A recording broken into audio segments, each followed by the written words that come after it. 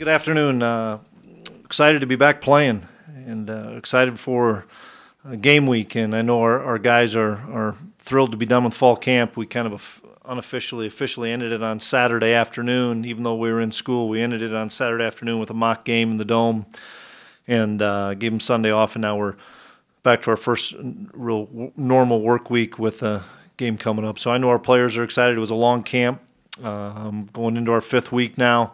And they need to play somebody else, and we need to probably, as coaches, get to a game and tired of watching our own practice against each other. It's always unique the first game because there's a lot of unknowns. We have a lot of guys returning, but obviously for us, we need to find out about the offensive linemen, some of the other positions that we have multiple players that we're hoping to build that depth. So we're excited about seeing what those guys can do on Saturday. So Monday's going to be different for us as well. Not only has this time changed, but our practice has changed now on Monday. In the past, we've always gone in the evening. We changed that this year, and so I will have meetings starting right away at 2:30 on Monday, and our guys will be done by 6:45 or so on Monday, as opposed to being done closer to 9 o'clock, which was what we've done in the past with class conflicts. So I know our guys are excited about having kind of a normal Monday as well. So we'll open up for questions. Have you made a decision on any red shirts? Yeah, the only one I know that we're going to play is Spencer Wagey at defensive end. He's done a really nice job. We've obviously lost Greg, and we've had some other guys in and out of practice for a few days here and there. So we've given him more and more reps, and we're excited about his growth and his potential. We're going to play him in this first game and just kind of get his feet wet a little bit and see how much more he can grow and continue to help us. You know, hopefully, whether that's 10 plays, whether that's 25 plays, a game through this non-conference, he just needs some game experience. How do you feel like you came out of camp just from a health perspective? I think we came out pretty well. Obviously, losing Greg was a big injury for us, and losing Jeff through camp. But I saw Jeff running full speed on Saturday even. We won't have him eligible for the game this weekend. We're not going to put him in harm's way there because he's not ready yet, hasn't practiced yet. But we're hoping over the next 2 weeks we see some progress out of Jeff. But other than that, we have some guys that are probably questionable with maybe a hamstring here or there, but nothing long term. What would it mean for your depth, playing maybe a lighter non-conference schedule, just not having that huge FBS? Well, nobody knows what when you say lighter, heavy. I don't know. I mean, I don't know how good we are. I don't know how good Mississippi Valley State is. I don't know how good Eastern Washington's going to be. We need to worry about us, and so for us, we need to play a lot of guys, regardless of where the game's at in the first quarter, where the game's at in the third quarter. We're going to get the extra offensive lineman in the first quarter, and I'm not really into what our schedule was or what our schedule is. I know what's in front of us, and we need to improve as a football team, and that starts with our offense and defensive line. Did you get enough players in last year, though, during your non-conference season, or did you feel like you did not get enough guys into the game in those early games? Well, I think part of that is some of those guys weren't ready last year. I think this year they are. We have a few more bodies that we feel are capable of playing, that we weren't saying, oh boy, there's going to be a significant drop-off this year. Because of the depth, because of being able to redshirt all those players last year, and because of guys just a year growing up in the system, you can name a bunch of guys, whether it's Tanner Volson, who played the first game, or Dan Marlette and Levi Jordan, who are going to play a significant amount of defensive snaps. We just feel like we have more depth this year throughout the spring, throughout fall camp, that we've been able to develop. Without talking about this year's schedule, was last year's schedule, did you feel like it wore on your team throughout the year, later on in the year going into the Valley season? Well, when you play two overtime games, as well as play the University of Iowa in that kind of a physical environment, absolutely did. Plus, we played with the same guys. So had we had the same schedule and were able to play with 15 more guys, which we're anticipating this year, no matter what the schedule is, I think it would have helped us. But because of us playing the extra quarter or extra series or whatever you want to call it in the overtime, as well as Iowa, having that limited depth like we had last year, I think it did hurt us down the road. You guys have a goal or a deadline where you'd like to pick 5 offensive linemen, or would you like to play 6 or 7 guys throughout the season? No, I think we'd like to play more guys in general, especially when you look at an 8-game Valley season. Once we get rolling in it, it'd be nice for Kunert, who everybody wants out there for 75 plays, to maybe have 7 or 8 plays off. Same with Colin Connor or whomever else, and obviously, you get the big guys in the defensive line. You want to be able to have those guys, split more reps, and that's what we're hoping to do. Win the corner spot, or is that just a rotation for a It's going to be a rotation right now. He's playing pretty well, and we're also playing him at some nickel. We're moving him inside, so that's going to give Marquise Bridges will be the guy that will play a decent amount. Dom's one of those guys that is questionable this week with a little bit of a groin strain. It's not something long-term, but between Wimbush and Marquise Bridges, they're going to take a bunch of snaps at corner. Is that a pretty rapid rise for Marquise, having made the switch from wide receiver? Well, it's not easy, coming over and missing all of fall camp last year. He didn't start playing defense until probably mid-September, and you're just thrown into some game plans and stuff last year. He didn't really understand what we were doing. I thought he progressed enough in the spring to give him an opportunity because he's athletic. He has great ball skills. He's extremely quick. He's played wide receiver, so he knows a little bit about the game. And I just think throughout the fall camp, he's impressed us enough. He's still growing. He's still going to make some mistakes, but he's also a guy that flashes and makes 4 or 5 interceptions in a week when you're like, wow, who was that? Where'd he come from? What a great play. But he still has some experience that he needs to gain out there, and that's why these first 3 games are going to be important. He's going to play in all 3 games. And then we'll find out once we get into the conference season how much he'll play opposite of where Jalen or where Dom Davis comes into play. What's the best case scenario for getting your backups in Saturday's game? That's a hard question to answer because there's offensive linemen that we're going to play 7 or 8 guys. There's linebackers where we're going to play 4 or 5. There's secondary, there's corners that are going to play no matter what the score is. And so I don't know how to answer that. I mean, we're trying to play the game to win the game. I don't think that's really a question I can answer. Dom's injury will hold him back this week, or are you still waiting on that? I'm hopeful. He didn't practice Friday or Saturday. We were off Sunday. I'm hopeful that he gets an opportunity to run around out there this week, but time will tell. You guys in practice have focused more on blitzes or games or anything like that to generate pressure without Menard, or are you guys just going to run your system? We're going to do what we do, and we think we have really good players that are going to get an opportunity. And I'm excited to watch Caleb and Stanley Jones and the Tuska brothers cut it loose because I think they're really good football players. Chris, where's Easton in his timeline growth area? Well, he's much more confident, much more comfortable in our system now. I think he's meshed with Coach Messingham extremely well. I think they're on the same page as far as making our passing game much more efficient, much more effective. We don't have as many pass plays in, so to speak. We have a lot fewer concepts, which I think makes Easton that much more comfortable to be able to change plays and stuff, and he's done a nice job of that. We've brought a lot of things at him this fall as far as different blitzes, different coverages. He's understanding the game so much better, and I think he'll have a really productive season, and he's playing with a lot of confidence too. Can you reflect on his recruitment? Because wasn't he the target when you first got the job? Yeah, he was the main guy, absolutely.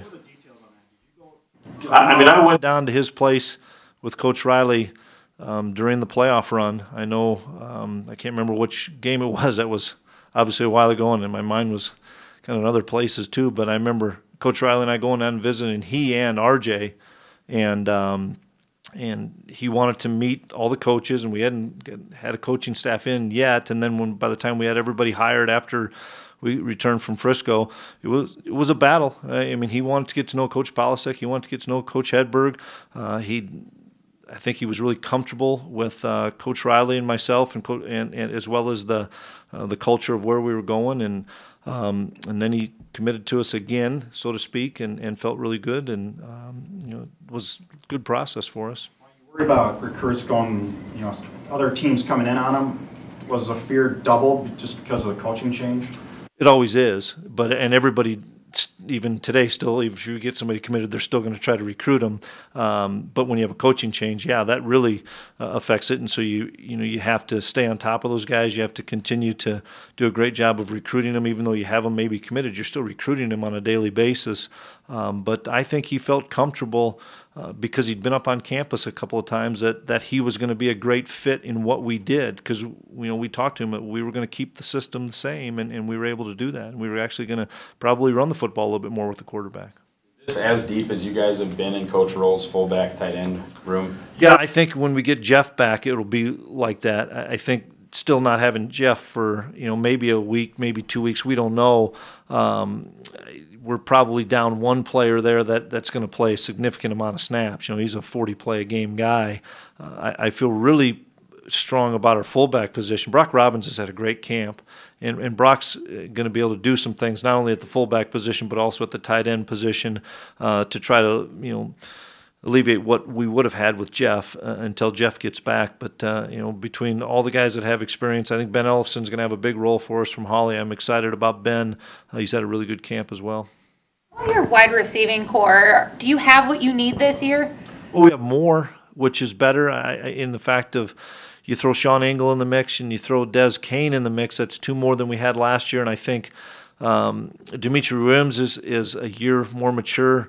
I know that Dallas Freeman is a year more mature, looks better, looks more comfortable.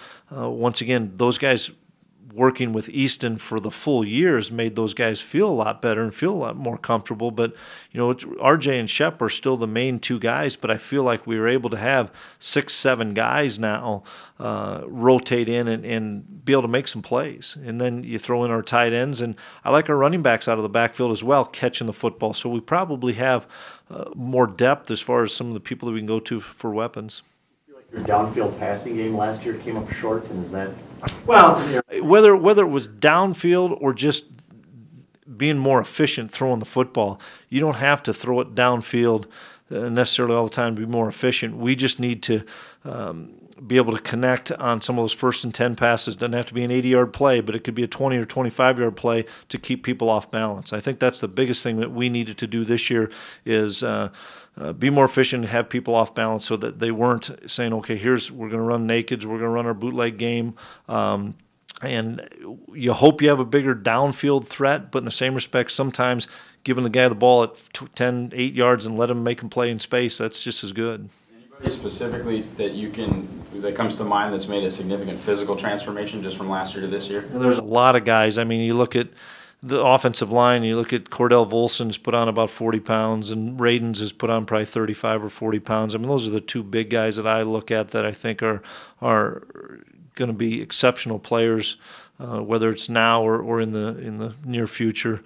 I think Sean Engel's really done a nice job of changing his body. I think Bruce and Lance have added 7 or 8 pounds, a lot of it of muscle and speed, and I think those two guys carrying the ball as much as we've given it to them, whether it's inside, outside, everywhere. I think a lot of times last year people would have thought, okay, Bruce is more your perimeter guy, give it to King and Lance inside. Bruce has become more of a complete back. I'm excited to see what he can do. And feel really good about what Lance brings to the table. He's got great feet, and then you throw Ty Brooks in, and he's probably more our change of pace guy this year, and trying to get him the ball out of the backfield, trying to get him the ball in space. We're going to probably throw him back there on kick return, give him a chance to do some things, because he's shown over the last year he can be really special with the ball in his hands. How close is Cordell? Is he in the top 8 to play or not yet? He's close. He's probably that 3rd or 4th tackle. Luke Bacon's our swing guy there that can play either guard or tackle. So he's still learning. But what he has done from playing 9-man to what he's done after a year and a half now in the program, or a little bit more than a year in the program, I think if it's not now, hopefully by mid-season, because he continues to get better on a daily basis, he's got a bright future though. Keep getting these North Dakota farm kids and making them into productive offensive linemen? Oh, it's huge. It's the lifeblood of our program, being able to get those guys and understanding that it's a development process, that you don't come in and probably play right away. You're going to sit for a while. I look at Tanner Volson. I mean, Tanner, I think, has a chance to be an all-conference type player. I'm really excited about Tanner, and he played a couple games for us last year, but the games finally slowed down for Tanner. And I'm hoping that same thing. Cordell's a year behind that, and hopefully he'll catch up to it pretty quickly. And Tanner's playing the toughest position of center, making all of our calls. But it's allowed us to move Kunert over. The other kid is Zach Kubas. Kubas is going to probably play a little bit for us. He's right on that borderline with Cordell of guys that we want to try to keep pushing along, because you never know when you're going to need guys, especially in the gauntlet of the league we play in. And at Media Day, you were holding auditions, tryouts for those special team spots. Have you found your guys, or do you see yourself continuing that process? Well, we're going to continue the process because I want to see them with live action coming at them, but you're going to probably see, for the non-conference slate, less starters. You're not going to see Nick on everyone. You're not going to see Chris Board on everyone, or Jalen Allison or Trey Dempsey. We have some guys. Let's see how they fare under the lights on Saturday to see if they can help us, and if they can do some of those things, then it probably gives us an opportunity to look at those guys playing a few more snaps, either offensively or defensively. Special teams, do you guys find yourself wanting to try and get Jackson Brown involved on defense as well? Yeah, Jackson's, he's behind Trey, which is hard because Trey, I think, is the best free safety in FCS. I think he's got unbelievable skills. But moving Jackson, he's not much different than a lot of other guys. Jackson was a strong safety all the way through about mid-spring, and then all of a sudden we said, okay, we're going to move him to free safety. Well, Christian Dudzik and Colton Hegel were two totally different players, totally different styles, and totally different positions. Well, same really as Grimsley and Trey. And so we wanted to try to find a way to get Jackson in a position where he could be a playmaker. And so we moved him to free safety. And now I think the game has started to slow down for him. And I feel really comfortable with Jackson right now. He's going to be a guy that's on every special team. And then when we can, we'd like to be able to get him in the game, whether that's to spell Trey or if Trey gets nicked up. But, you have a kid of Trey's caliber that wants to be on the field, we're going to keep Trey in the game. Now, what do you know about Mississippi Valley State? Well, you watch all the film of last year. There's some guys that are returning, some guys that are not. That's something that's hard. How many transfers are there? How many junior college guys are there? They have some really good skilled kids on the outside. They have a pretty good running back. I like their kick returner. I think he's really special, and they play him at wide receiver as well. Defensively, they're going to try to come after us, I believe, try to stop our run game. But there's a lot of unknowns, just like they're probably looking at us saying, okay, I know what Easton Stick is. I know what Nick DeLuca is. What's their offensive line like? What's their tight end situation like with Ilias out? Or who's going to play defensive end? I mean, everybody has their unknowns. It doesn't matter how many guys you're returning. You're still worried about the handful of guys that haven't played. And we're worried about taking care of us, in the same respect, doing a great job of adapting and adjusting. That's what I'm hoping our experience does for this week, is allows us the ability to adapt and adjust, because we've been working specific formations offensively, specific formations defensively. What happens if they come out in something totally different? Well, they easily could. You hope you have a veteran group that can be able to say, okay, settle down, guys, this is what we're seeing. And that's always you're going to have happen the first few games. Routine, Chris, you mentioned Mondays. Is your routine at all changing any other ways this year from week to week? Or? Just Monday. Monday's the big change for us from afternoon or from evening to afternoons. Not playing this weekend, seeing everybody else or most teams go? Yeah, I was glad we weren't playing, because that way we would have come in on about July 20th. So no, I was okay with us not playing. It sets up now. You're playing 11 of 12 weeks, and everybody's going to have one of those first four potentially open. And so once you get into Valley play, I hope it stays where everybody. It's hard, but hope it stays where everybody plays 8 weeks in a row. Because that's where if you have open weeks in there, that's where it becomes difficult because of the how tough this league is. It's been a while since you guys have had any significant off-field stuff happening. To what do you attribute that?